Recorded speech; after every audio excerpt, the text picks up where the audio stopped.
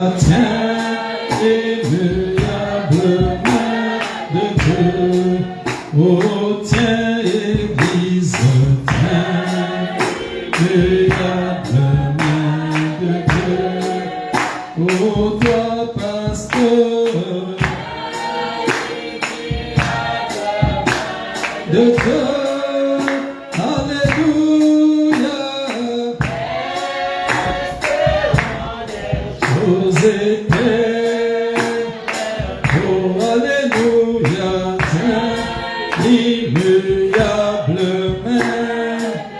Acclamons le Seigneur. Que Dieu vous bénisse. Qu'il bénisse aussi mon cher frère et ami, le pasteur Guy de Ouessant qui est parmi nous ici ce soir. Amen. Il va saluer l'église à la fin. Alors que nous sommes debout, nous prenons nos Bibles dans le livre d'Apocalypse.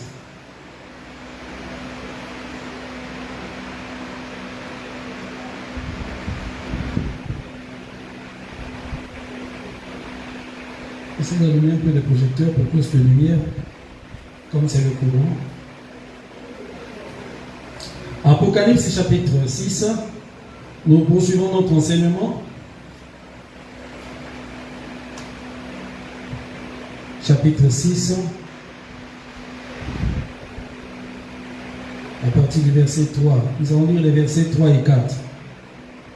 Nous sommes toujours dans notre enseignement qu'on avait commencé sur des sceaux.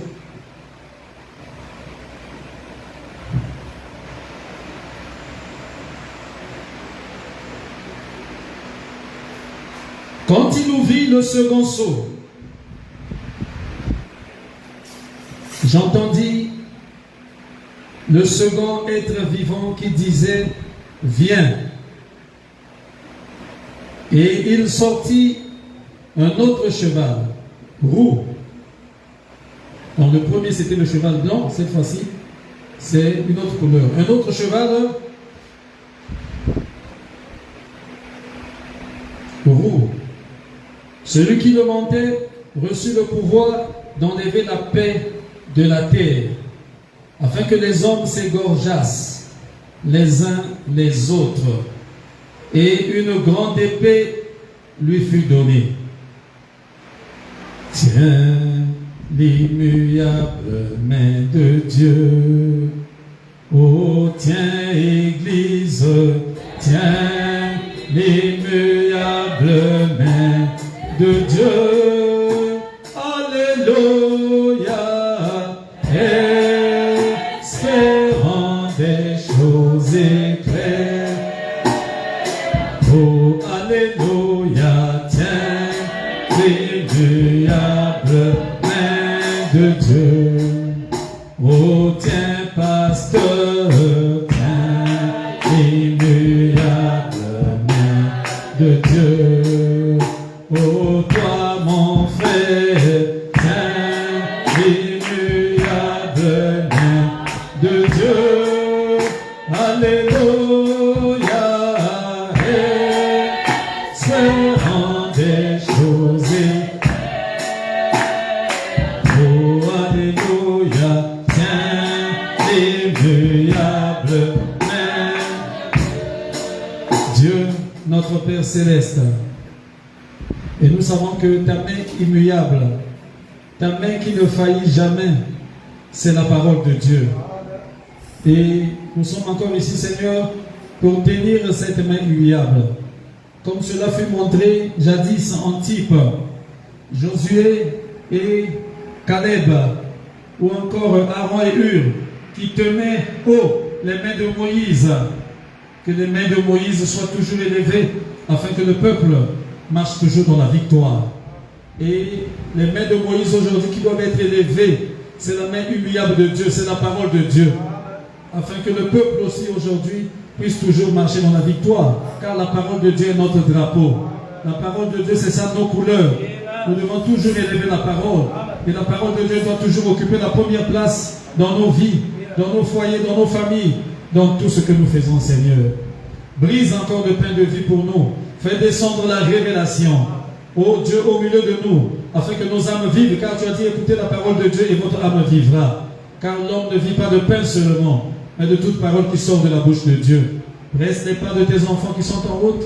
Bénis ta parole, Seigneur, qui vient d'être lue, et oins-la pour nous, et bénis la prédication de l'Évangile.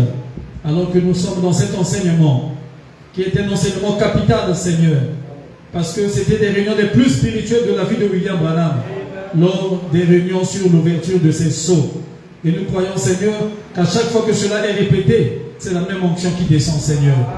Ainsi, viens encore nous bénir, Seigneur, oins suffisamment ton serviteur, pour que la révélation descende, ô Dieu, comme ça descendait, Seigneur, en type là-bas, sur la tête, et ça se répandait partout, sur le corps, sur la barbe d'Aaron, afin que ton épouse, Seigneur, soit encore bénie ce soir, car nous le demandons, en t'abandonnant toutes choses, dans le nom tout-puissant et tout-suffisant de notre Seigneur et Sauveur, Jésus-Christ. Nous disons tous Amen. Que Dieu vous bénisse.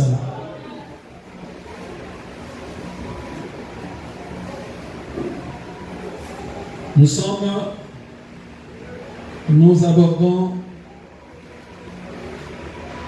avançons dans notre enseignement.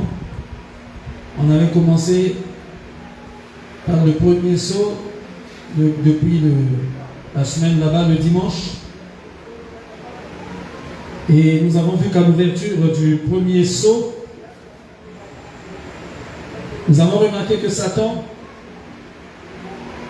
a un homme super religieux. Ce cavalier sur le cheval blanc. Et on a compris que ce n'était pas Christ, mais c'était Satan. Amen. On avait supposé que c'était l'église primitive qui allait de l'avant, mais nous avons vu que ça ne pouvait pas être ça. Même Frère Branham, au début, quand il étudiait ça, quand il avait prêché ça pour la première fois, avant que l'ange ne descende pour lui donner la révélation, il avait présenté ce cavalier comme Christ, un peu comme les autres avaient prêché. Il explique ça là-bas dans ce premier saut. Donc avant que l'ange vienne pour lui donner la vraie révélation, lui aussi il avait cru que c'était Christ. Mais ce n'était pas Christ. Amen. Et regardez bien quand les autres viendront. Quand nous les aurons tous reliés, mis ensemble, et vous verrez alors ce qu'il en était réellement. Mais je sais que cela doit être, normalement ça doit concorder parfaitement avec le reste. Il faut que ça concorde parfaitement avec la parole. Il faut que ça concorde parfaitement avec toute la vérité. N'est-ce pas? Donc il ne s'agissait pas de Christ dans le premier saut, mais il s'agissait exactement de l'église hiérarchique de Rome. Est-ce que vous êtes là?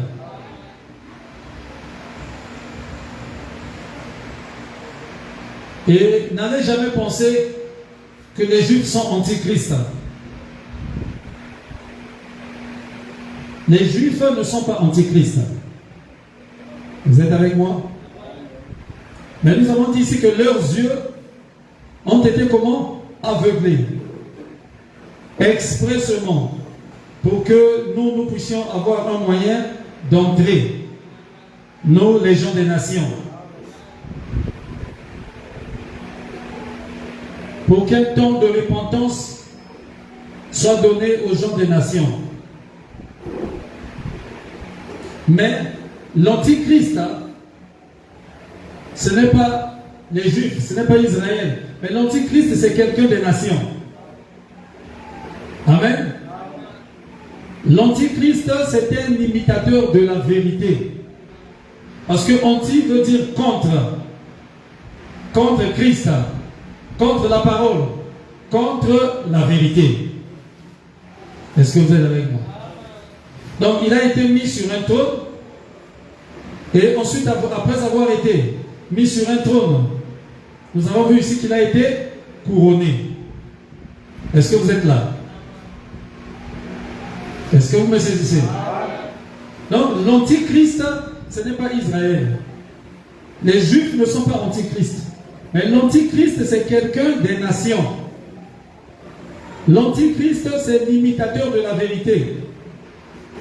L'antichrist, c'est celui-là qui est contre la vérité. Anti, ça veut dire contre la parole. Amen. Donc nous avons vu qu'il a commencé tout petit. Et après, plus tard, il a été mis sur un trône. Et ensuite, on l'a couronné. Je crois que c'est ce qu'on a vu le dimanche. Amen. Donc après avoir été mis sur le trône, il a été couronné. Et après ça, il a été où il sera adoré à la place de Dieu. Il devient un vicaire. Un vicaire signifie à la place du Fils de Dieu. Est-ce que vous êtes là? Donc cela montre que pour chaque chose authentique de Dieu, le diable a toujours quelqu'un pour l'imiter. Vous êtes là? Je dis bien pour chaque chose authentique de Dieu, même un don. Pour chaque don authentique de Dieu, le diable aura toujours quelque chose pour imiter cela. Est-ce que vous êtes avec moi? Voilà pourquoi il est dit quelque part là-bas que chaque vrai réveil produit toujours des jumeaux. Amen. Donc il y a un vrai mouvement du Saint-Esprit et il y a toujours le diable à côté pour chercher à imiter la chose. Amen. Pourquoi il imite? Il imite pour que les gens fassent fausse route. C'est-à-dire c'est pour la séduction. Pour essayer de tromper la vigilance des gens sur la vraie chose que Dieu est en train de faire. De même que la Bible dit là-bas que Janès et Jambres, vous connaissez cela, s'opposèrent à Moïse. Eux aussi le feront, ils s'opposeront à la vérité. Mais il est dit que leur folie sera vite manifestée. Ils seront dévoilés en réalité par la parole de Dieu. Amen. Donc nous avons vu ici, pour le premier saut dans la Bible, que le nicolaïte, ou le nicolaïsme, a été appelé antichrist. Pourquoi? Parce qu'il s'oppose à la doctrine originale de Christ. Il s'oppose, c'est un esprit qui était rentré parmi les gens pour s'opposer à la doctrine des apôtres. Est-ce que vous êtes là? Dans le premier son, nous avons vu le cavalier au cheval blanc. Et il était l'esprit nicolaïte, l'antichrist, pour commencer.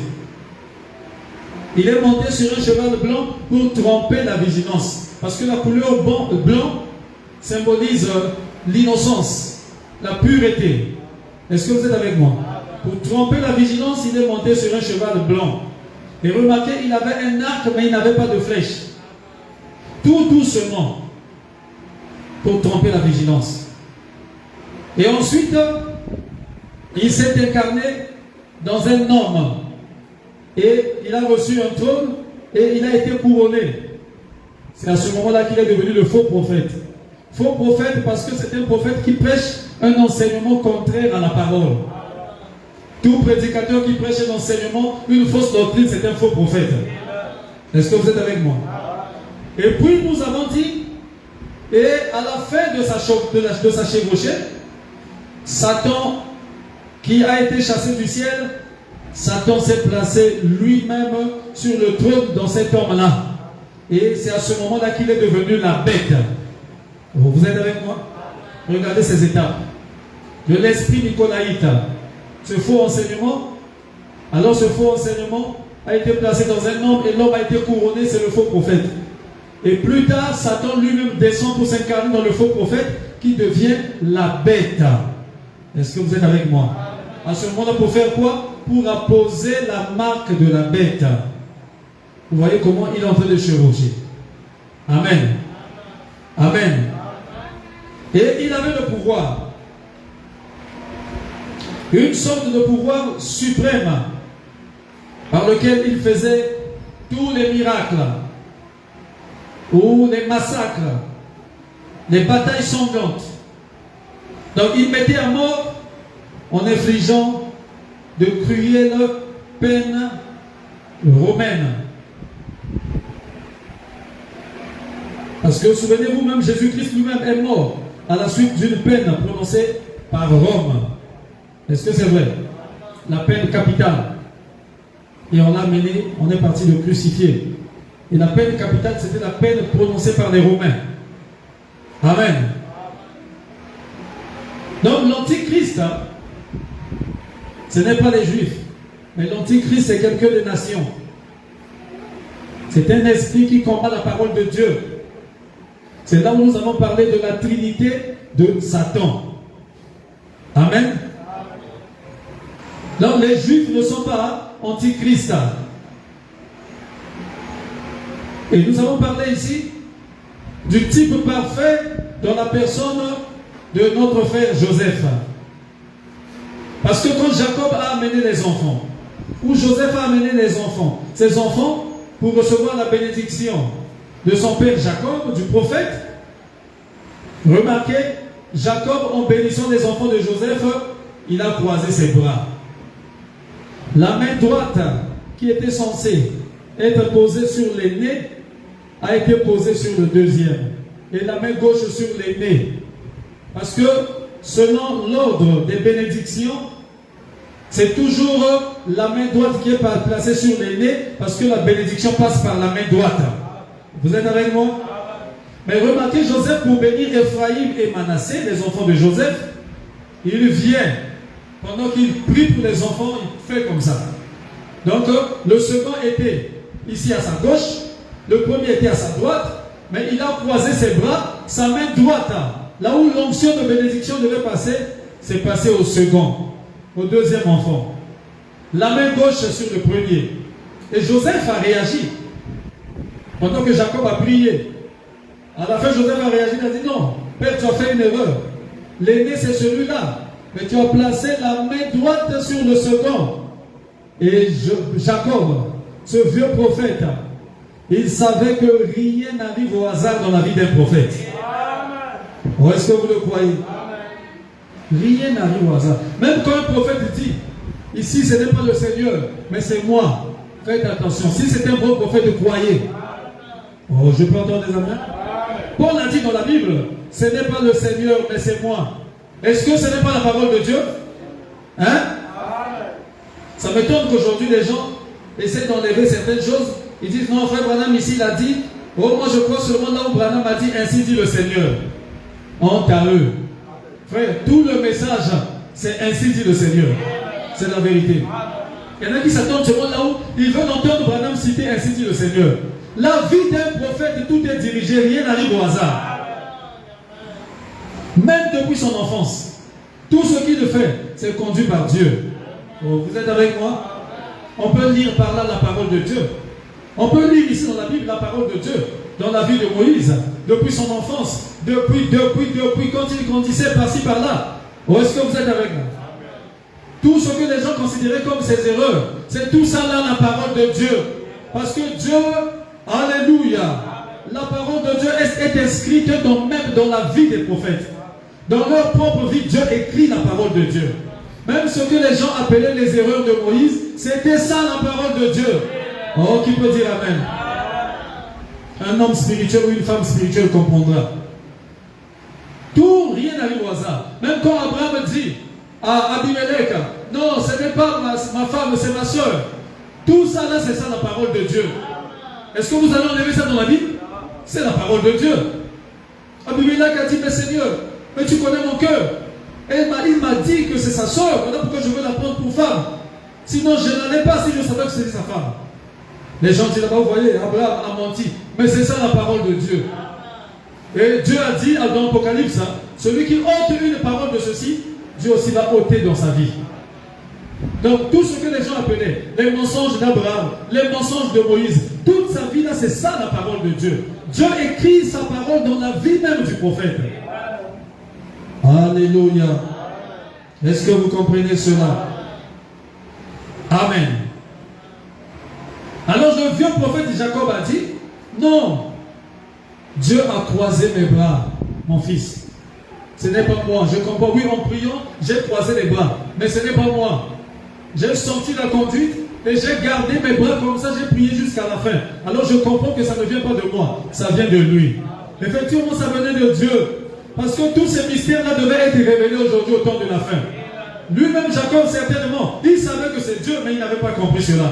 Joseph et tous ceux qui sont passés après ne pouvaient pas comprendre cela. Parce que tous ces mystères-là devaient être révélés aujourd'hui pour donner à l'épouse du temps de la fin la foi de l'enlèvement. Alléluia. Et aujourd'hui, nous avons compris ces choses. Si Dieu avait croisé les bras de Jacob, c'était significatif. Alléluia. C'était parce que Israël devait être aveuglé. La bénédiction d'Israël, qui était considérée comme la première épouse, alléluia, qui était considérée comme l'aîné, oh, Dieu devait les aveugler afin que nous, les nations, que nous puissions recevoir la bénédiction en premier, que nous puissions reconnaître le Messie avant Israël, que nous puissions être sauvés avant Israël, que nous puissions reconnaître la rédemption avant Israël. Alléluia. Dieu avait aveuglé son propre peuple pour que nous puissions recevoir la vie. Et c'est pas à la croix. Regardez la croix. C'est deux morceaux de bois croisés. Alléluia. C'est à la croix, c'est là où la bénédiction d'Israël est passée chez l'épouse des nations. Où est-ce que vous êtes avec moi? Pour que Christ vienne chez les nations et qu'il puisse trouver une épouse qui va porter son nom. Et il est venu chez les nations depuis le premier âge, depuis l'âge de Paul, depuis qu'il a ouvert les âges de l'Église. Oh, vous êtes là? Depuis la Pentecôte, il a commencé avec Paul, il a trouvé une épouse qu'il a mis à côté. Irénée, il a trouvé une épouse qu'il a mis à côté. Martin, Colomban, Luther, Wesley, et aujourd'hui au temps de la fin, avec William Branham. Alléluia. Oh, toutes ces épouses-là réunies forment l'épouse des nations, l'épouse de Christ qui porte le nom de Christ. Parce que l'épouse s'appelle Jésus-Christ. Alléluia. Et nous avons reçu la rédemption avant Israël. Nous avons été sauvés avant Israël. Ils ne sont pas encore sauvés parce qu'ils attendent toujours le Messie. Ils avaient rejeté ce Messie-là alors que la promesse avait été faite depuis Moïse, depuis Abraham, depuis Ésaïe là-bas, que le Messie viendra. Et le Messie est venu, Israël n'a pas vu le Messie. Oh, vous êtes là? Et Dieu, en croisant les bras, Jacob en croisant les bras, quand il priait pour les enfants de Joseph, c'était un type de la croix. La croix qui représente deux morceaux de bois croisés. C'est par là que la bénédiction de l'aîné est passée chez le deuxième épouse des nations. Et Israël devra attendre. Alléluia.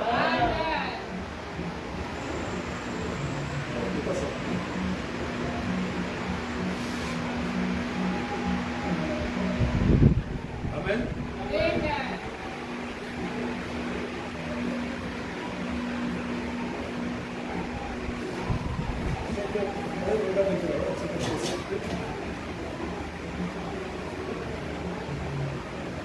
Est-ce que vous êtes avec moi? Amen.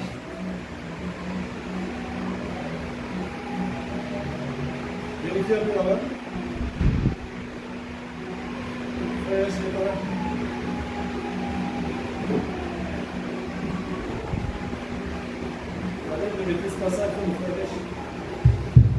Ok.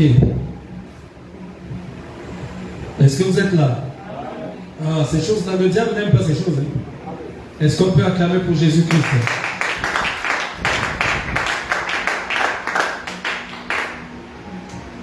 Amen. Donc c'est à la croix que Jacob, en croisant ses bras, lui-même ne savait pas ce qu'il était en train de faire, mais il savait que c'était Dieu. Amen. Parce qu'il n'a pas fait ça sciemment. Pendant qu'il venait pour imposer les mains, pendant que l'aîné était à droite, le deuxième était à gauche, quand il vient pour imposer comme ça, paf, ses mains passent comme ça. Et en tant que prophète, il sait que rien n'arrive au hasard dans sa vie. Il a continué à bénir. Alors la bénédiction, la main doit être passée chez le deuxième. Alléluia.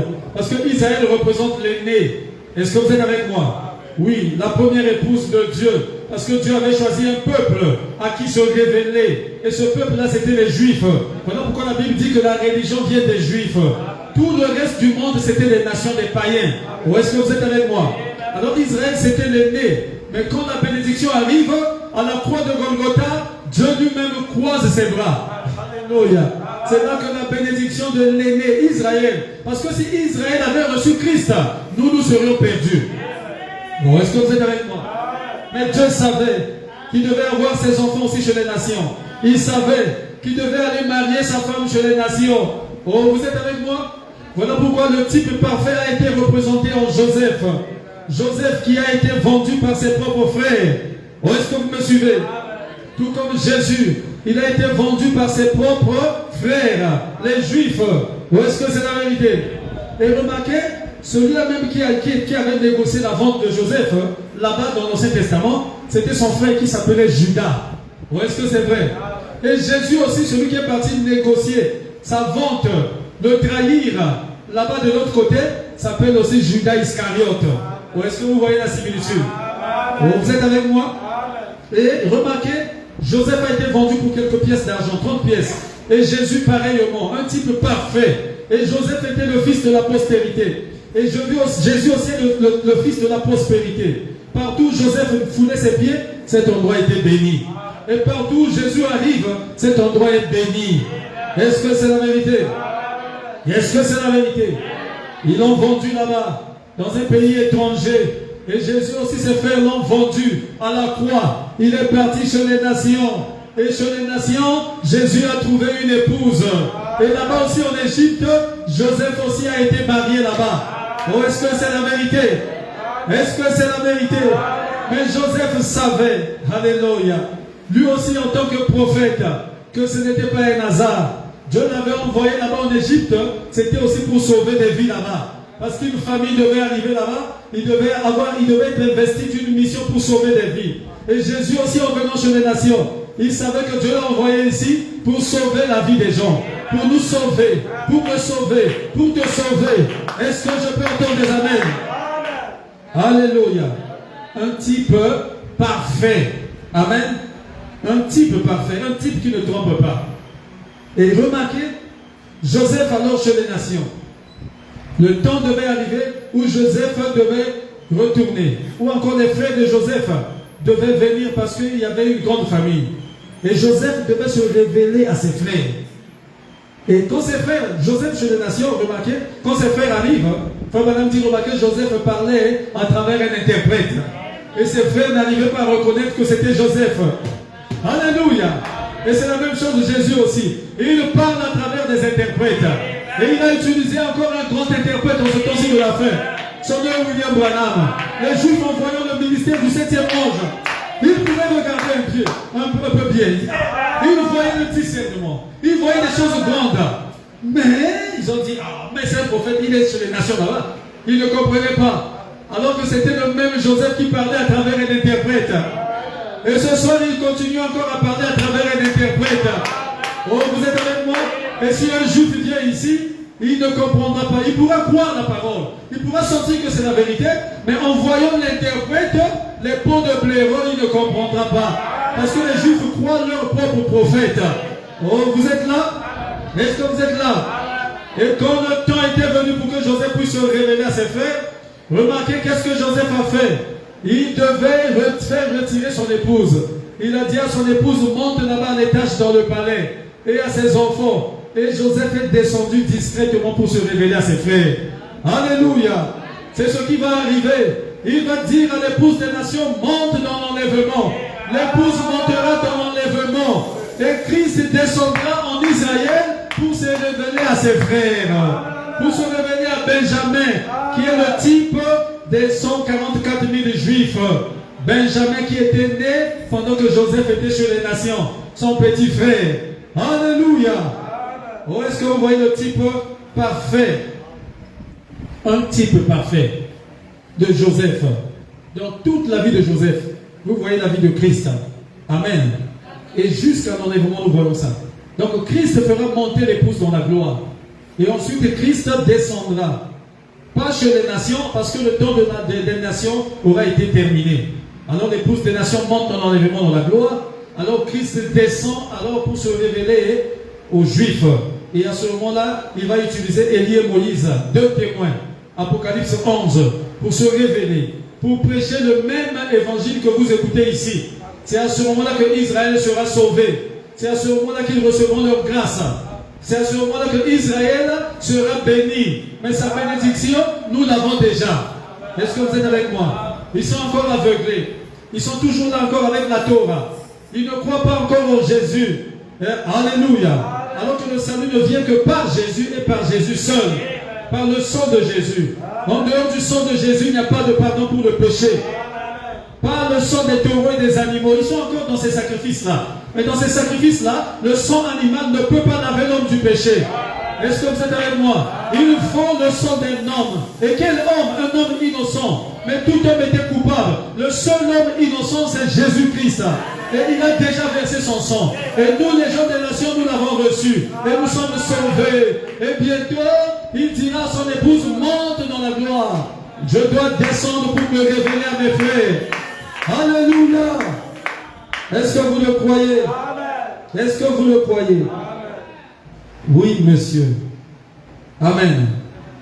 Donc, remarquez, nous avons parlé de la trinité de Satan. Et c'est donc la même personne qui vient. Satan.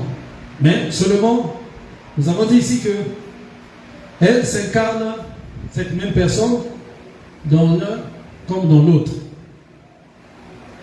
Elle fait sa chevauchée. D'abord, Nicolaïte, qui est rentré, qui est sorti comme un cheval, un cavalier sur un cheval blanc. Un esprit apparemment comme innocent, inoffensif, avec un semblant de pureté. Donc en blanc. C'était l'esprit Nicolaïte. Donc antichrist. Un esprit spirituel. Donc ça rentre là sous la forme de la religion. Est-ce que vous êtes avec moi? Là, ce n'est pas encore couronné, ce n'est pas encore physique, comme on a dit. Il sort d'abord là, le cavalier sur un cheval blanc. Il a un arc, mais il n'a pas de flèche. Il n'a pas de nom. Or que Christ, il a un arc. Christ a des flèches. Christ a un nom. Nous avons vu que son nom est la parole de Dieu. Apocalypse chapitre 19. Est-ce que c'est la vérité? Christ a des éclairs. Il a des tonnerres. Mais lui ici, remarquez, il n'a pas de nom. Il n'a pas de flèche. Et il est dit là-bas plus tard. Donc il sort d'abord, il n'a rien. Et après, on dit une couronne lui fut donnée dans le futur. Alléluia. Donc d'abord il commence Nicolaïte, ce qui signifie antichrist. Et ensuite, il devient le faux prophète, c'est-à-dire le pape, quand l'esprit a été couronné. Vous êtes avec moi? Et ensuite il devient quoi? La bête. C'est quand le diable lui-même vient maintenant s'incarner dans le faux prophète qui est le pape. Alléluia. Ah, c'est fort, hein? Parce que là, nous sommes dans les sceaux qui met fin à la révélation de tout le livre. Il faut que ce démon-là soit dévoilé. Est-ce que vous êtes là? Nous ne sommes pas contre les gens qui prient dans l'église catholique. Nous avons nos parents là-bas. Nous avons nos mamans là-bas. Nous avons nos sœurs là-bas. Amen. Ils ne sont pas mauvais. Mais c'est le système de l'église catholique là qui est un système démoniaque. Oh, je peux entendre des amens? Ça vient droit de l'enfer. Mais ceux qui sont là-bas, ils sont innocents, ils ne savent pas. Ils sont comme pris au piège. Voilà pourquoi nous devons prêcher la vérité. Et ceux qui sont là-bas, qui ont la sémence de Dieu, Dieu les fera sortir de là. Ce ne sont pas des personnes qui sont là-bas.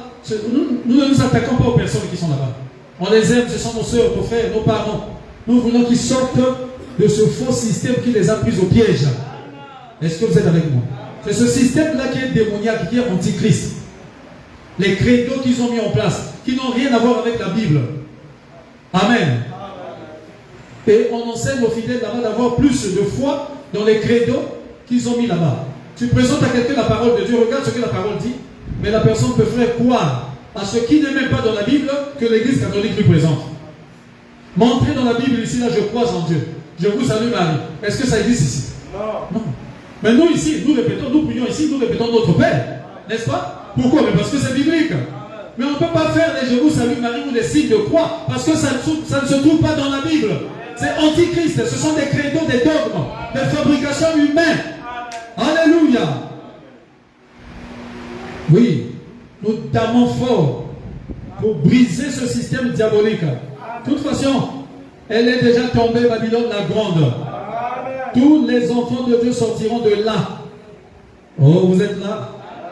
Vous êtes avec moi? Vous croyez que c'est la vérité?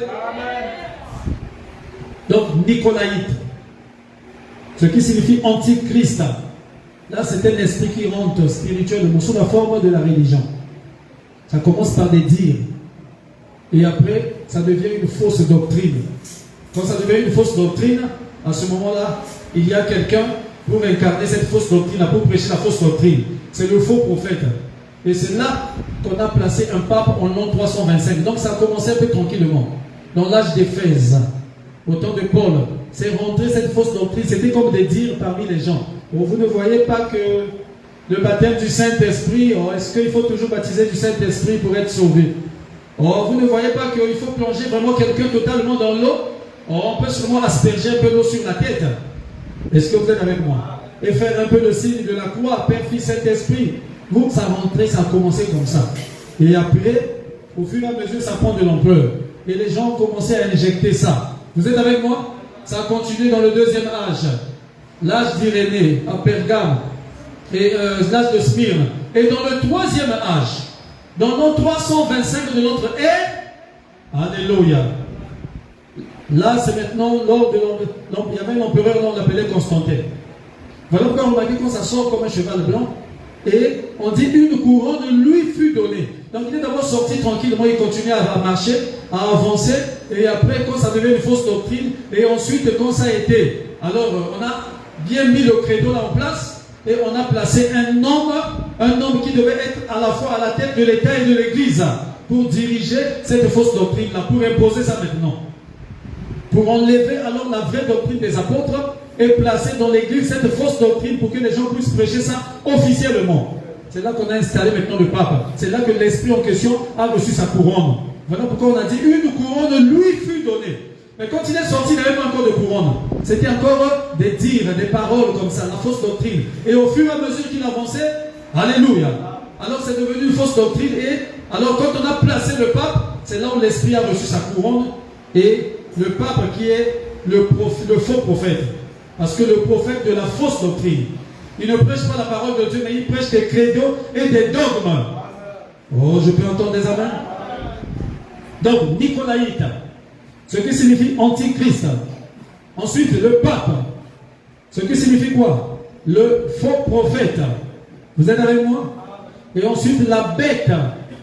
Il devient la bête quand le diable lui-même alors s'incarne dans le faux prophète. Et ça, c'est au temps de la fin. Alléluia. Après que l'Église a été enlevée. Quand l'Église monte, le diable descend et s'incarne dans le faux prophète. Et là, il devient la bête. Pour faire quoi? Pour apposer la marque. C'est là où on parle de boycottage. C'est-à-dire quoi? La marque de la bête est sur la main droite. C'est là qu'ils vont commencer à faire quoi? À fermer nos églises. Parce que la main droite, c'est la main qui travaille. Remarquez, la marque de la bête était sur le front et sur la main droite. Et Frère Branham dit, en ce moment-ci, alléluia, les gens reçoivent déjà la marque sur le front. La marque sur le front, c'est les faux enseignements que les faux prophètes prêchent. Donc un pasteur qui est dans la fausse doctrine, ça signifie qu'il est déjà marqué sur la tête. Oh, vous êtes là? Quand quelqu'un prêche la fausse doctrine, il a déjà la marque sur la tête. Quelqu'un qui prêche que Frère Branham avait la plénitude de la divinité, c'est la marque de la bête sur la tête. Et là, je ne suis même pas parti sur les églises catholiques ou les réveils. Je parle de nous ici dans le message. Parce qu'il y a plein de faussetés ici dans le message. Vous êtes avec moi? Oh non, Jésus est déjà venu. Bon, là, au moins, ils ont compris. Au début, là, c'était vraiment la mode. Que la nuit est là, oh non, ça, c'est la seconde venue de Jésus. Bon, là, eux-mêmes, beaucoup ont compris, beaucoup ont abandonné ça. Mais il y en a toujours qui continuent à croire comme ça. Que la nuit est là, que ça, c'est la seconde venue de Jésus. Alors que la parole est claire, ça, c'est l'apparition. Il y a une différence entre l'apparition et la venue. L'apparition, c'est maintenant. Quand il se révèle, il révèle la parole. Quand le 7e sceau est ouvert et que le mystère est révélé, que tout le plan de la rédemption est révélé, la Bible dans sa totalité, on appelle ça l'apparition de Christ. Quand il y a des signes, des prodiges et des miracles, c'est l'apparition. Mais la venue, c'est l'enlèvement. Et nous le rencontrerons dans les airs. Christ ne vient pas sur la terre maintenant. Non. C'est contraire à la promesse. Est-ce que vous êtes avec moi? Christ aujourd'hui qui est venu, c'est la parole de l'heure. Mais il ne vient pas physiquement sur la terre. La seconde venue de Jésus, ce n'est pas la personne de William Branham. Non. Mais Branham est le précurseur. Il est le messager. Est-ce que vous êtes avec moi? Avec un message qui nous prépare à sa seconde venue. Littérale, physique. Parce que tel qu'il est, c'est tel que nous serons. Il était parti avec son corps physique glorifié et il reviendra comme ça. Et nous aussi, nous aurons des corps glorifiés. Nous le rencontrerons comme ça dans les airs. Alléluia. Ça sera Joseph qui dira à sa femme, monte un peu là-bas. Parce que moi, je vais me révéler à mes frères. Et pendant ce temps, le Saint-Esprit a quitté les nations. Le Saint-Esprit est sur Israël, sur les deux témoins, Élie et Moïse qui reviendront. Branham dit ce sera le même Élie et Moïse qui reviendront en Israël. Ça se trouve ici dans les sceaux, dans le 5e sceau. Je vais vous dire ça quand on va arriver là. Alléluia. Pendant que quelqu'un dans la salle pensait que ça sera l'Esprit qui tombera sur deux personnes là-bas en Israël. Et la personne pensait dans son cœur. Alléluia. Mais l'esprit du discernement dont le frère Branham a discerné ce que la personne l'a pensé. Et frère Branham a dit à cette personne-là, en ce moment-là, tu es en train de penser ceci, ceci, cela. Mais je te dis que ça sera le même Élie et Moïse qui reviendront. Et Branham précise ça dans le 5e sceau. Moïse était mort, mais il était ressuscité. Oh, qui va monter la tombe de Moïse? La tombe de Moïse n'existe pas. Vous êtes avec moi? Les anges sont venus et ils l'ont emporté. Est-ce que vous le savez? Oh, est-ce que vous le savez? Ça, c'est même la révélation. C'est dans le 5e sceau. Il dit Moïse est mort parce qu'il devait être le type parfait de Christ. Mais il était ressuscité. Et les anges sont venus le prendre. Est-ce que vous le croyez? Est-ce que vous le croyez? Voilà pourquoi sur la montagne de transfiguration, on a vu Moïse apparaître et Élie à gauche et à droite de Jésus. Et Jésus lui-même au milieu. C'était quoi? Le type de l'enlèvement. Parce que dans l'enlèvement, alléluia, il y aura des morts en Christ qui étaient représentés par Moïse. Moïse qui était mort et ressuscité. Il y aura des morts en Christ qui reviendront premièrement à la vie. Et il y avait Élie aussi. Élie était le représentant des saints qui ne connaîtront pas la mort. Parce que Élie n'avait pas connu la mort, il était changé. Alléluia. Et dans l'enlèvement, il y aura ces deux catégories-là. La Bible dit que les morts en Christ ressusciteront premièrement. Vous êtes avec moi? Les Branham, les Neville, les Barouti, tout ça là. Ils ressusciteront premièrement. Est-ce que vous êtes avec moi? Et nous qui serons restés vivants. Alléluia. Peut-être les Aubin, je ne sais pas. Mais nous serons changés.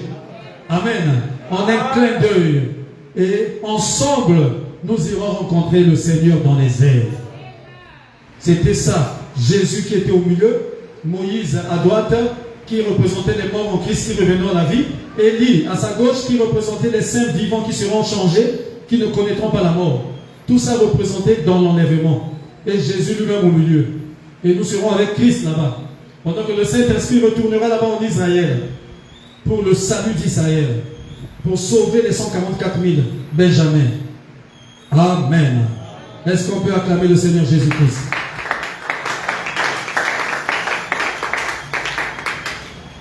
Amen. Vous êtes avec moi? Vous comprenez ces choses? C'est donné simplement aux enfants de Dieu, hein? Ce n'est pas à tout le monde. Nous prêchons à tout le monde, mais seuls les élus saisiront et comprendront ça. Parce que les élus sont humbles.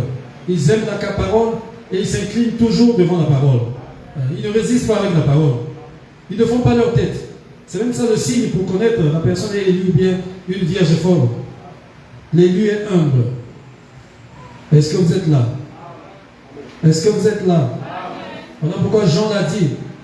Il a dit, petits enfants, sachez-le que l'esprit de l'Antichrist agit déjà dans les fils de la rébellion. Les enfants rebelles, toujours têtus. Toujours là, têtus à se lever contre la parole. Ils n'aiment pas leur position. Ils veulent toujours s'attaquer à la parole. Ils n'aiment pas la position que Dieu leur donne. On appelle les enfants de la rébellion. L'esprit rebelle de leurs parents. de leur père Caïn est dans leur cœur. Il a dit, petits enfants, l'esprit de l'Antichrist agit déjà dans les fils de la rébellion. Est-ce que c'est la vérité? Donc cette chose-là avait déjà commencé à agir. Ensuite, c'est devenu quoi? Une espèce de dire.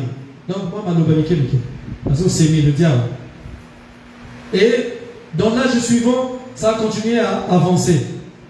Et dans l'âge suivant, c'était devenu quoi? Une doctrine. Là maintenant, les gens commençaient à prêcher ça ouvertement. Amen. Et ensuite, ça a avancé. Dans l'âge suivant, donc Éphèse, c'était un peu de dire. Donc, Smyrna, c'est devenu une doctrine. Dans Pergame, alléluia. Oh, à ce moment-là maintenant, elle a été couronnée dans Pergame, le 3e âge. C'est là où nous arrivons en l'an 325, à la naissance de l'Église catholique romaine, là où on a placé le premier pape. Est-ce que vous êtes là? Amen. Alors elle a été couronnée et à ce moment-là, on a placé un homme, un faux prophète. Parce que ce prophète-là prêche la fausse doctrine. Le prophète de la fausse doctrine, c'est un faux prophète. Parce que chaque prédicateur, c'est un prophète. Vous êtes avec moi? Mais quand un prédicateur prêche le plein évangile, l'évangile biblique, voilà un vrai prophète.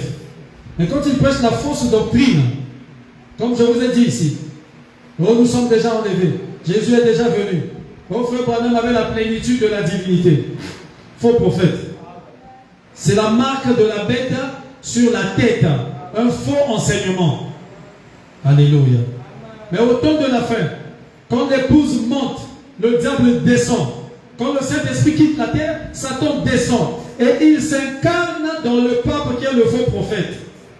C'est à ce moment-là maintenant que la marque de la bête sur la main droite va être manifestée. Qu'il y aura le boycottage, la fermeture des églises. Ils vont maintenant imposer. Il y aura la force maintenant. Actuellement, il n'y a pas de force. C'est les fausses doctrines. Mais la fausse doctrine, c'est déjà la marque de la bête. Mais c'est encore sur la tête, sur le front. Mais ça descendra sur la main droite à ce moment-là, quand il deviendra la bête. Et nous verrons peut-être le vendredi, comme je vous ai dit. Parce qu'il y aura une fausse alliance. Je vous parlerai de la fausse alliance le vendredi, avant de descendre le dimanche sur la révélation du 2e sceau. Parce qu'il y aura une fausse alliance. L'alliance entre le Vatican et les Juifs.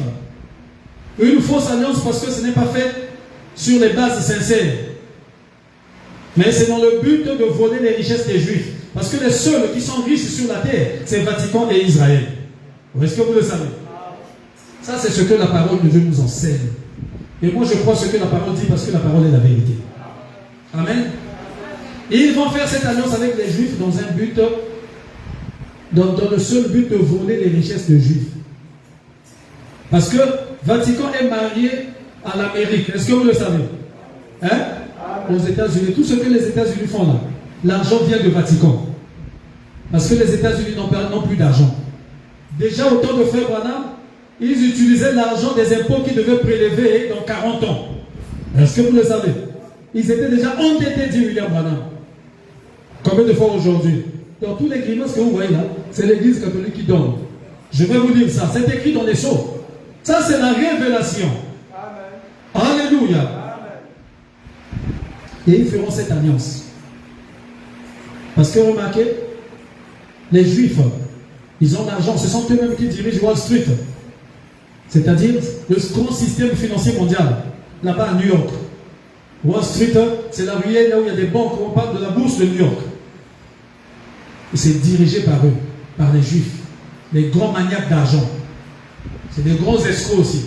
Ils sont là dans les transactions financières. Vous êtes avec moi? Eux, pour l'argent, ils ne jouent pas. Ils sont capables, ils font tout. Un peu comme Jacob. Alléluia. Avant qu'il ne devienne Israël, le prince. Afin que Dieu marque son sceau sur Jacob. Dieu l'avait frappé à la hanche. Parce qu'il avait combattu avec Dieu toute la nuit et il avait vaincu. Oh, il était escroc avant. Mais au fond de son cœur, il y avait la sémence de Dieu. Oh, est-ce que vous le croyez? Est-ce que vous le croyez? Mais avant qu'il devienne Israël, c'est-à-dire un prince pour Dieu, c'était un escroc. Et lui, pour l'escroquerie, il ne jouait pas. Il avait même escroqué Laban, son beau-père. Il a fait des falsifications là pour qu'il ait des vaches tachetées. Et Laban ne comprenait pas. Il disait, mais le garçon là, vraiment, mon gendre là, vraiment, il est spécialiste. Et Jacob était fort. C'est comme des juifs aujourd'hui qui sont aux États-Unis là-bas, qui dirigent Wall Street, la bourse de New York. Ils sont eux qui dirigent les grandes transactions financières du monde. Et ils ont de l'argent. Et en Israël, là-bas, il y a presque tout l'or. Tout l'or que Moïse avait emporté, là, ça se trouve avec eux là-bas. Et Vatican, c'est l'État le plus riche de la terre. Est-ce que vous le savez? Non pas parce qu'ils ont les richesses, parce qu'ils avaient pillé les richesses du monde durant les âges de l'Église. Alléluia. Alors ils vont faire cette alliance avec Israël dans le but de voler l'argent d'Israël. Et quand ils vont constater qu'ils sont arrivés à leur fin, ils vont briser cette alliance-là au milieu. Et pendant ce temps, les deux témoins seront là. Ça, nous allons rentrer dans ça le vendredi. Est-ce que vous êtes avec moi? Est-ce que vous êtes avec moi? Donc Jean a dit ici petits enfants, pour montrer que cet esprit-là est déjà parmi les gens. Donc ça a commencé par des dires. Donc juste un chuchotement. Oh, tu ne vois pas ça, ici, là, est-ce qu'on ne peut pas, est-ce que...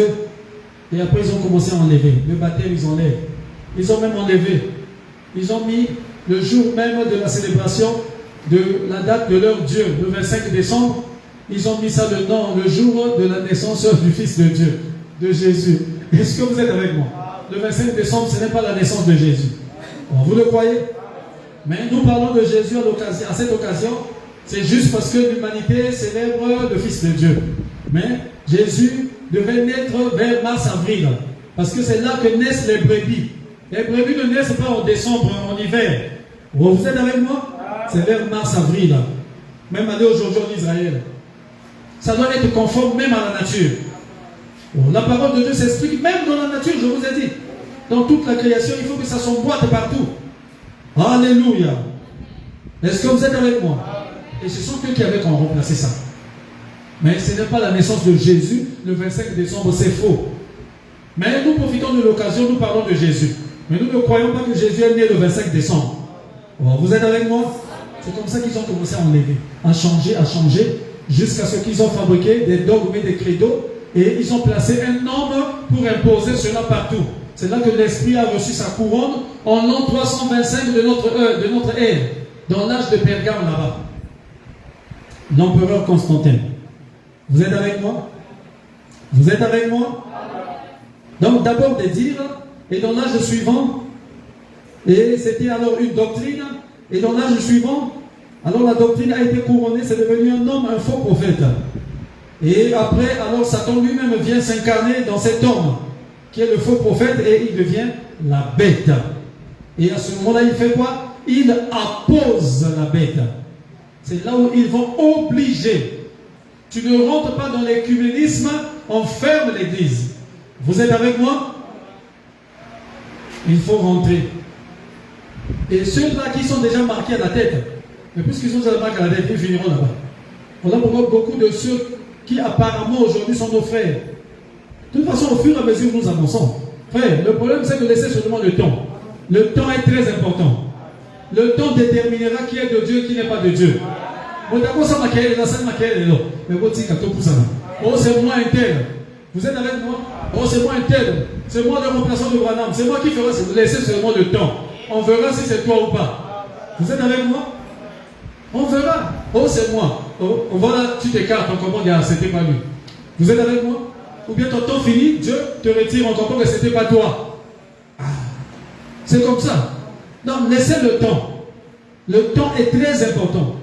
Avec le temps, on verra qui est fils de Dieu, qui ne l'est pas. Mais on peut le voir. Les enfants de Satan, ceux qui ne sont pas fils de Dieu, résistent à la parole. Ils n'aiment pas la parole. Ils n'aiment pas leur position, la position que la parole de Dieu leur donne. Ils commencent déjà par la marque sur la tête. Parce que ça ne tombera pas du ciel. Celui qui est déjà marqué à la tête, c'est celui-là qui finira. Mais à ce moment-là, quand il devient la bête, il devient la bête quand l'épouse est enlevée. Parce que quand l'épouse monte, Frère Madame dit, Satan descend. Il s'incarne dans le faux prophète, il devient la bête. c'est à ce moment-là que va s'appliquer la marque de la bête sur la main droite, parce qu'il aura le contrôle de tout le système financier mondial. Puisqu'il aura déjà volé l'argent des Juifs, il aura le contrôle de tout le système financier mondial. Et tout sur la terre est dirigé par les finances. Est-ce que vous le savez? Est-ce que vous le savez? Il va diriger le FMI, tout ça là. Maintenant, tous les pays qui seront endettés là, qui seront dans des situations difficiles, si tu veux que ton gouvernement marche, tu dois aller avoir l'argent. Mais l'argent, c'est lui qui va diriger ça. Alors c'est là qu'il va imposer. Tu veux l'argent? Alors dans ton pays là-bas, tous doivent entrer dans l'écuménisme. On ne veut plus de beaucoup de dieux, de beaucoup de religions. Oh non, ceci, plus des églises de réveil, plus de ceci. Oh, message, on ne veut pas. Tous dans l'écuménisme parce que nous adorons un seul Dieu. Ça, c'est la raison qu'ils vont donner. Frère, nous adorons un seul Dieu, mais pourquoi il y a beaucoup de doctrines là-dedans? Regardez même l'écuménisme, regardez même son fondement. Oh, est-ce que vous êtes avec moi? Dans l'écuménisme, il y a des Bouddhas, il y a des musulmans, il y a des églises de réveil, il y a des Kimbangu. Vous êtes avec moi? Il y a des protestants. Bon, chacune de ces églises-là, chacun de ces groupes-là, ils ont leur petite doctrine. Mais sur quelle base ils sont ensemble, ils se réunissent ensemble? Vous comprenez un peu? Alors que la Bible dit que deux personnes qui ne s'accordent pas ne peuvent pas marcher ensemble. Mais chacun là a ses petits credos. Mais finalement là, c'est quel genre de mélange? C'est un faux mélange. C'est la tour de Babel. Oh, est-ce que vous êtes avec moi? C'est un faux mélange. Amen. Oh, le chrétien, Christ. Oh, en Christ, tous nous croyons la même chose. En Christ, tous nous prêchons la même chose. Je parle des gens qui sont vraiment en Christ. En Christ, nous avons tous le même esprit. Si tu es en Christ, tu dois avoir le même esprit, le même Saint-Esprit que moi j'ai. Si moi je suis en Christ. Vous êtes avec moi? Si tu es en Christ, si tu es un prédicateur, tu prêcheras la même chose que l'Indien qui est en Christ, que le Chinois qui est en Christ. Est-ce que c'est vrai? Pierre était en Christ. Il prêchait la doctrine de Christ. Mais quand Paul a reçu Christ sur le chemin de Damas, là-bas, ils ne s'étaient pas rencontrés. Mais Paul, là où il est parti prêcher, il prêchait les mêmes choses que Pierre. Pourquoi? Parce qu'ils avaient le même Saint-Esprit. Oh, nous avons le même Saint-Esprit. Et nous prêchons la même chose. Nous vivons la même vie. Nous croyons la même chose. Mais dans l'écuménisme, chacun a ses petits credos. Tiens, Augustine, lève-toi. Tu dors alors qu'on prêche les vraies choses. Est-ce que vous êtes avec moi? Est-ce que vous êtes avec moi? Tiens-toi debout. Comme ça, tu vas encore être fatigué. Amen. On prêche la même chose en Christ. On croit la même chose.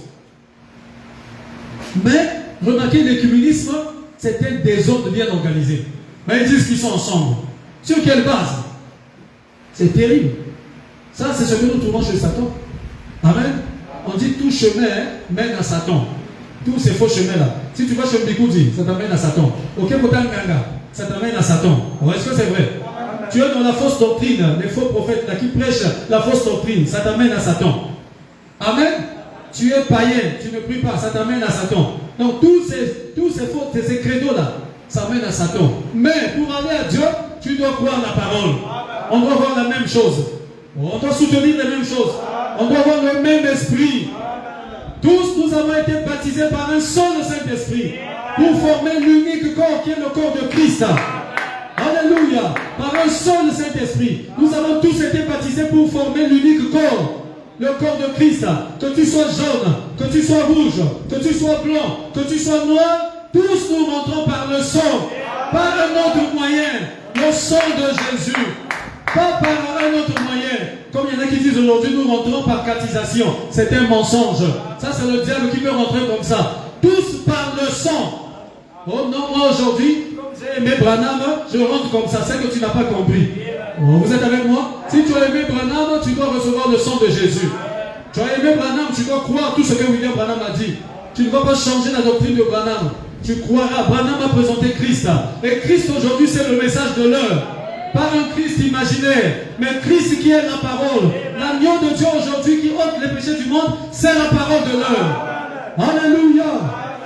On s'arrête par là, que Dieu vous bénisse. On va continuer le vendredi. Levons-nous. Alors que nous sommes dans ce grand enseignement, là où il y a beaucoup de choses à l'intérieur. Est-ce que vous recevez beaucoup de choses? Vous voyez, vous ne recevez pas directement la révélation des sceaux, mais il y a beaucoup de révélations à l'intérieur. Mais je ne comprends pas. Certains restent à la maison et ils attendent le dimanche. Mais le dimanche, je ne dis pas tout. C'est la semaine comme ça qu'on rentre, qu'on vous dit des choses. Il faut dire aux autres, c'est leur affaire. Peut-être que c'est la dernière fois que je prêche sur les sceaux. Je crois que ça, c'est la 3e fois que je prêche sur les sceaux, depuis que j'ai commencé l'église, le pastorat, depuis 2007.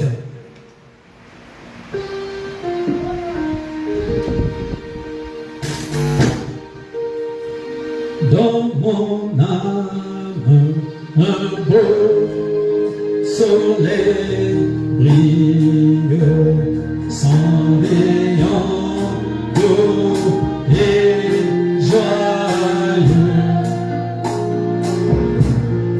Et en un éclat qui scintille, c'est le sourire. Chantons, oh quel beau, oh quel beau soleil dans mon âme, il reste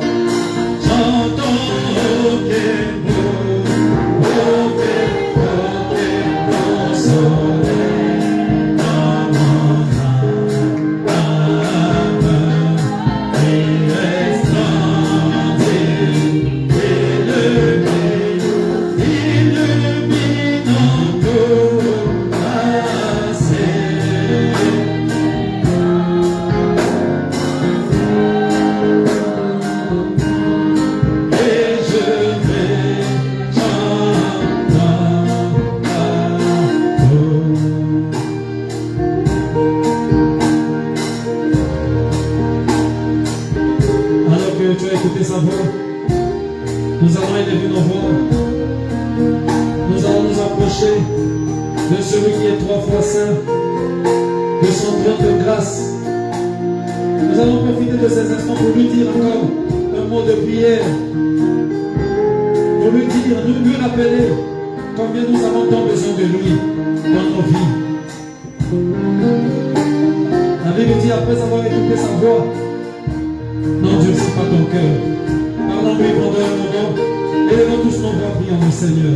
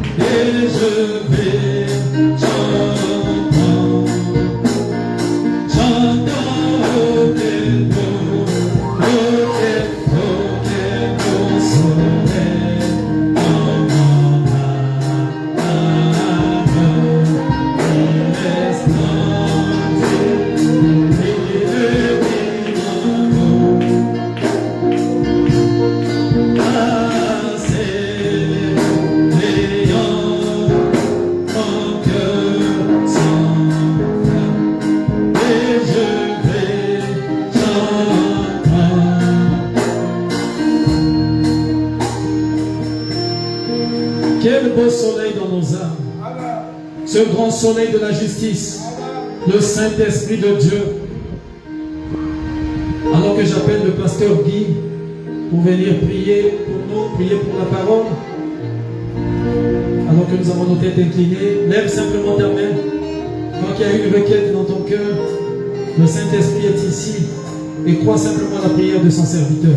On va prier. Dieu bien-aimé, Père céleste, notre roi, merveilleux ce soir, nous te remercions pour toute parole qui a été prêchée. Merveilleux roi, cela est destiné pour nous l'épouse, Père. Mais parce que aucun homme qui n'est pas l'épouse ne peut le croire. Mais parce que ce message, merveilleux roi, produit en nous la foi de l'enlèvement, Père. Mais parce que quand nous croyons à cela, et que cela produit en nous la foi de l'enlèvement, et pour que ce jour-là, Père, quand tu viens de la paix, et que nous puissions quitter la terre, et que nous puissions aller à ta rencontre, Père. Merci au roi, laisse que nous puissions le croire. Et parce qu'on ne peut pas avoir cette foi-là sans croire à la parole, Père. Mais parce que nous puissions croire à cette parole, Père, de tout notre cœur, afin que c'est la paix. Oh, Père de roi, ce jour-là, nous puissions quitter la terre, que nous puissions dominer la présentée de la terre, afin que nous puissions aller, Père, à ta rencontre, roi, et que dans les épées, et que merci, Père, et que laisse que nous puissions, au roi, avoir cette foi, la paix. Merci pour cette parole. Nous voulons, au roi, écouter, Père, mais nous ne voulons pas écouter, et que passe les mêmes personnes pour Christ. Donc nous avons écouté, Père, et que cela produit en nous la foi de l'enlèvement pour Christ. Oh, roi, que nos vies, Père, et qu'elles puissent changer pour Christ, que nous puissions pas marcher, et que comme le monde, Père, que nous puissions marcher comme des véritables chrétiens, roi, et que nous de nouveau, Père, des chrétiens sincères, des chrétiens véridiques, roi, et que pas des chrétiens hypocrites, Père, que nous puissions avoir la vérité en nous, pour Christ. Oh, Père, roi, et que ce jour-là, Père, et que quand Jésus avait parlé à ses disciples, les vies avaient changé pour Christ, et que Jésus a parlé ce soir, Père. Laisse que nos vies aussi soient changées pour Christ. Merci au roi, et que ton serviteur, le pasteur de l'église, Père, oh, Père, roi, merci pour la parole, oh, roi, que tu as utilisé, Père, afin que nous puissions le recevoir pour Christ. Laisse que tu aies la parole, et que nous puissions manifester en nous pour Christ. Tu as dit, sois loué. Merci. Au nom de Jésus, nous prions ici. Amen.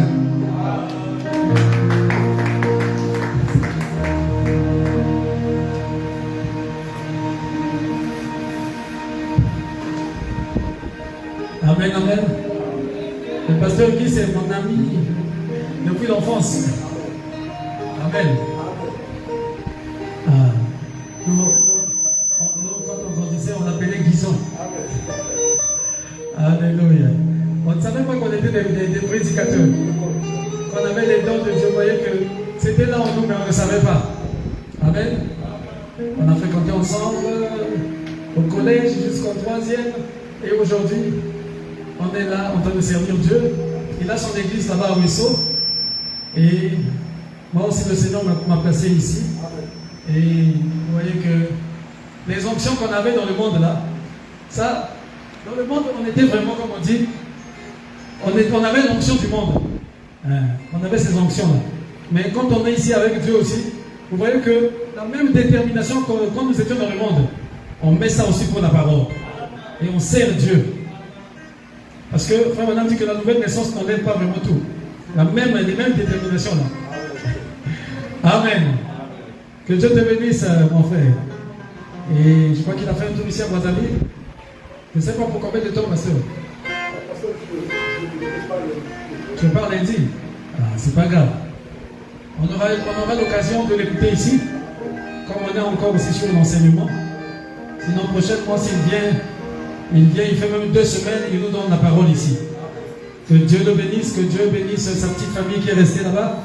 Et que Dieu bénisse son petit séjour ici. C'est pourquoi il est venu ici cette fois-ci.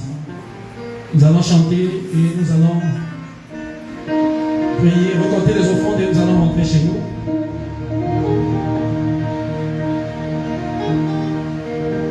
N'est-il pas merveilleux?